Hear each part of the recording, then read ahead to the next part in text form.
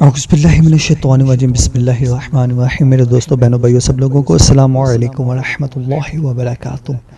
آج کی ہماری ویڈیو کا ٹاپک ہے شادی کے لیے وظیفہ۔ بہترین وظیفہ ہے جو اس وظیفے کو کرے گا انشاءاللہ عز و جل وظیفے کے دوران ہی کوئی اچھے رشتے کا اسباب پیدا ہو جائے گا۔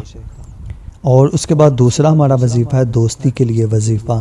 یہ وظیفہ ناجائز آپ نے ہرگز نہیں کرنا، اور مائنڈ میں نیگیٹو پوائنٹ ہرگز نہ ہو کہ دوستی کر کے انسان غلط تعلقات قائم کرتا ہے، وہ بالکل نہ ہو، ورنہ نقصان کا ذمہ دار وہ خود ہوگا۔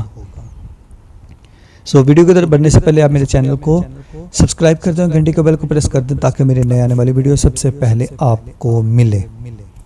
شادی کے لیے وظیفہ: عشاء کی نماز کے بعد اول آخر درود ابراہیم 11 مرتبہ، اور ان اسم مبارک کو 21 دن تک بغیر ناغہ کیے 1100 بار پڑھنا ہے۔ آسان لفظوں میں بتا دیتا ہوں، 11 بار درود ابراہیم عشاء کی نماز کے بعد، اور 1100 بار یہ اسم اعظم پڑھنا ہے، یا اللہ یا معطی یا معطیو۔ 21 دن تک آپ نے بغیر ناغہ کیے اس کو پڑھنا ہے۔ انشاءاللہ عز و جل اچھا رشتہ ہونے کے اسباب پیدا ہو جائیں گے۔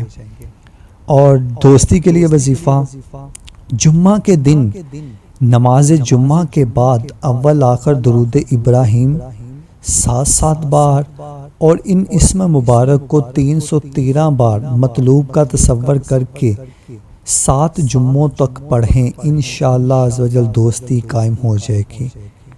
یا اللہ یا جامع، یہ اسم اعظم ہے۔